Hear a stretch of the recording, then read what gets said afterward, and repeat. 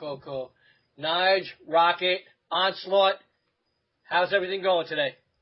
Fantastic, mate. I'm having a really good weekend. Thanks, and you? Cool, very good, very good. Just got home from work and, hanging out, watching some football games and talking to you. So Sure.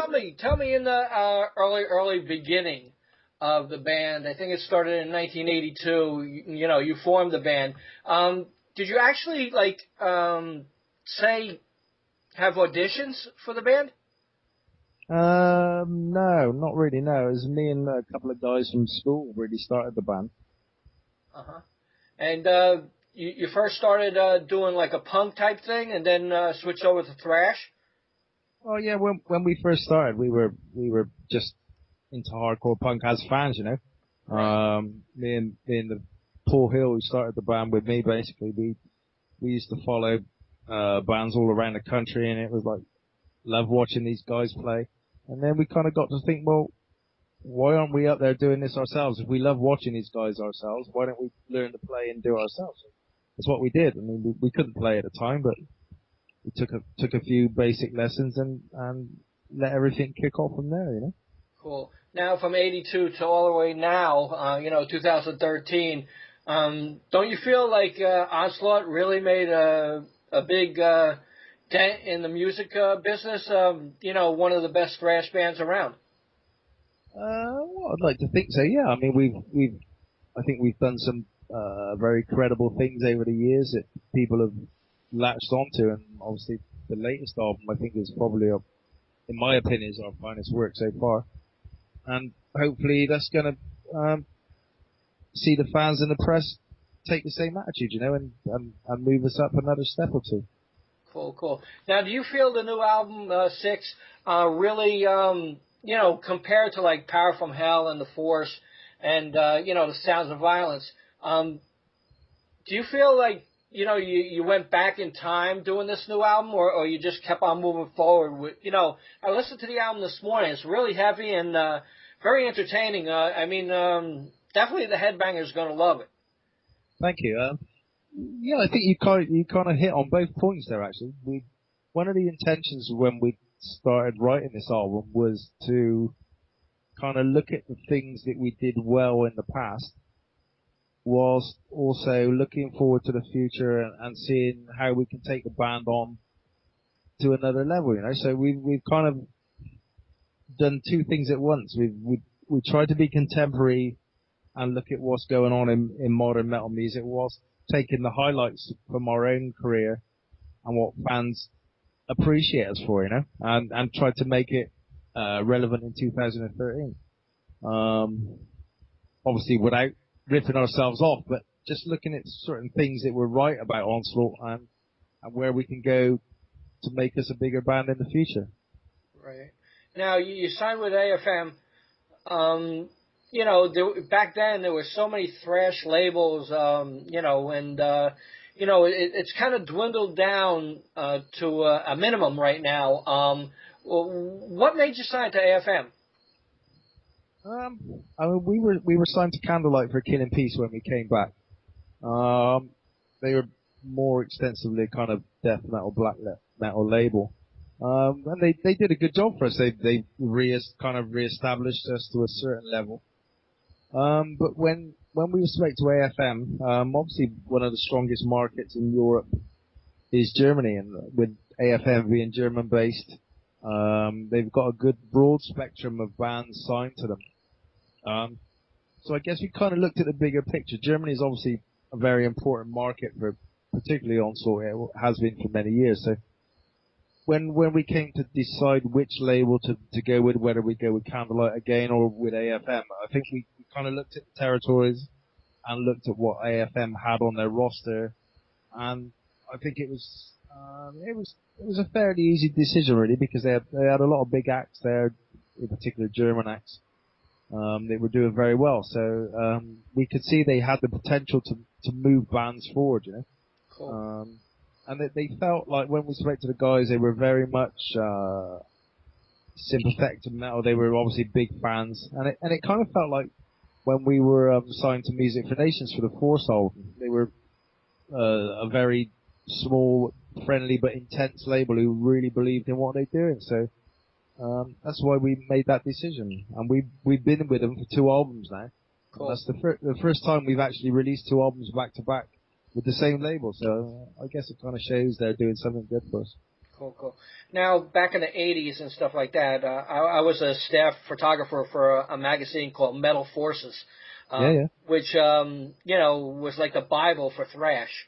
Do you feel like thrash is making a comeback compared to back in the day? I think thrash has been getting stronger again since around 2007, 2008. I mean, everybody's seemed to be making good records at the moment. Creator making good records, Testament, Exodus, ourselves, Overkill. I mean, it's still kind of strong. All the guys who are the real deals are still doing the business now. They're not turning out average albums. They're actually making very good music. So, I think it's carrying the movement forward and actually gaining new fans as the younger guys listen to this music, and it's continuing to build, I think. Cool, cool. When you look out on stage in the audience, do you see a different variety of people from, younger kids to older kids and fathers? Yeah, I mean, it's amazing. I mean, we've had guys come in from the early days who were Onslaught fans when they were kids, and now they're bringing their kids along as well. So, I mean, we've just come back from Russia about 3 days ago, and even there, the mix of audience was really young kids to old school fans, and that shows that the movement's going forward. The thrash metal's moving on because you've got all the kids going down the front. They're actually going crazy, pits, stage diving still, and then you've got the other side of the coin with the older guys still turning out, and it's brilliant. You can't ask for more because we get best of both worlds, you know. Cool, cool. Now, my favorite song on the new album is 666. Can you tell me anything about that song? That's quite relevant. Actually, seeing you actually were working for Metal Forces, because I'm still in touch with Bernard Doe. Uh-huh. And obviously the Metal Forces song we had on the Force album was a kind of tribute, dedication to Bernard and the magazine Metal Forces, because of all the work they did for us in building the band up back in the day.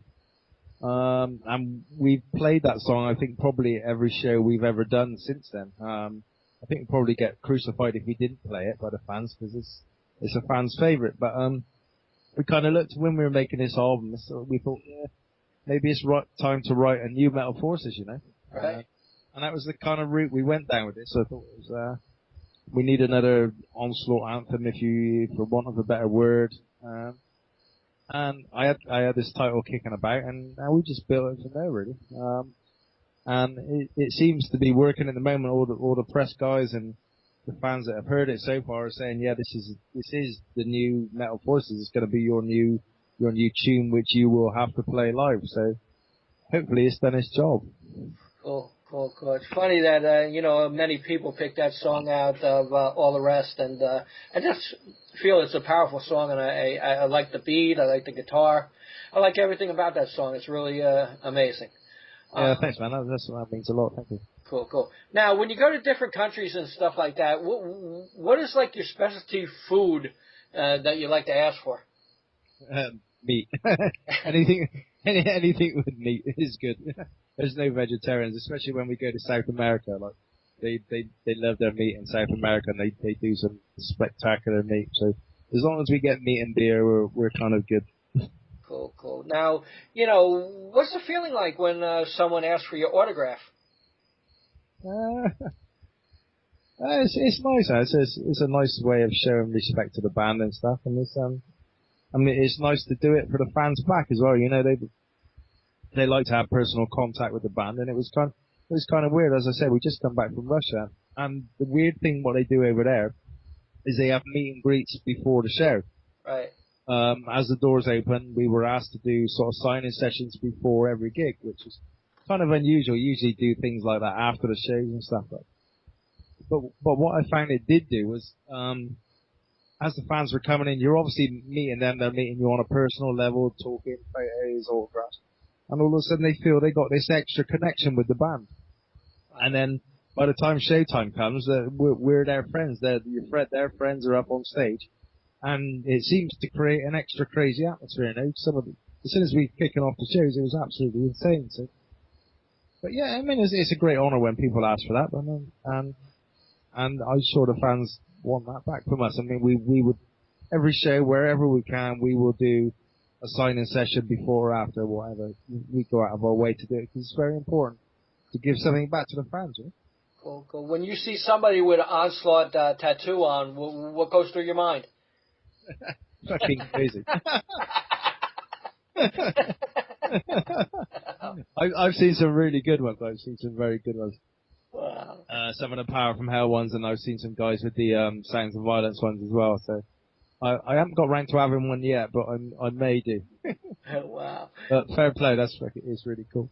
Cool, cool. What do you do in your spare time? Spare time? What's that? I don't get spare time. The little spare time I do get is probably I go and watch a lot of football and stuff like that, you know, soccer. Uh-huh. Wow. So apart from that, it's just band at the moment. It's very crazy, but no, if I get a chance, soccer's my other. Cool, cool. Now, do you feel being in the music so long you missed out on anything in your life? Oh, no. We're so lucky to do what we do. I mean, we've been virtually everywhere in the world now. There's not many places we haven't been. And to do what we do and see what we see, we're just so fortunate, really, to get all this paid for, and get the adulation when we go to these places. It's amazing. Cool, cool. So what's the rest of the year look like for you? Busy. We're off. We're just at the moment going to record the video. I think then in 4 weeks' time, we're off to Europe for a month, touring all over Europe, Northern Europe. And then I think we come back for 2 weeks, and then we're off to South America for 3 weeks. Cool. So it's pretty crazy. I think we're going to take a couple of months off at Christmas. I'm going to start work on the next album. Cool. Now, the album drops September 24th in the United States. You know, what's your hopes? Oh, I don't know. Major success, hopefully. But one never knows. I don't know. I mean, as we said, the press has been fantastic so far. Cool. I just hope the fans take it the same way, you know? Cool. We can only wait and see. Great. Well, I thank you very much. I appreciate you talking to me today. And, you know, everybody support the new album, 6, September 24th, United States release. And, Nige Rockett, thanks very much. Would you like to say anything to the fans out there? Yeah, we're just, for the support we've had from you guys over the years, it's been amazing. And I hope you continue with that support with this new album. And hope you enjoy it. I can't say no more. We're going to be coming back to the States March, April 2014.